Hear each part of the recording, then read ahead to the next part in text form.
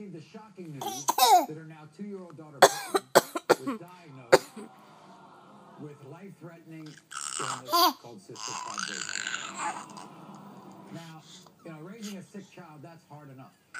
But on top of that, Tatiana isn't sure who Victim's father is. It could be her boyfriend, TJ, who she hopes is. Devastated when I found out my daughter was cystic fibrosis. It was even more devastating knowing if TJ or Steven is her father because her health is on the line. When Victim was 10 months old, she was hospitalized for a week and a half. Cystic fibrosis is a terminal illness. Every day, my daughter has to be hooked up to a machine just to help her breathe. It's hard dealing with all this. My boyfriend TJ is there for Brooklyn and helps in any way he can. I know I made mistakes thinking with two men around the same time, and I wish I could take it back.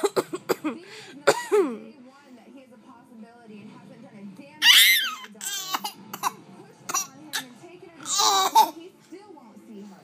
I know TJ. Say bye-bye. Steven is Victim's father. He needs to start being in her life.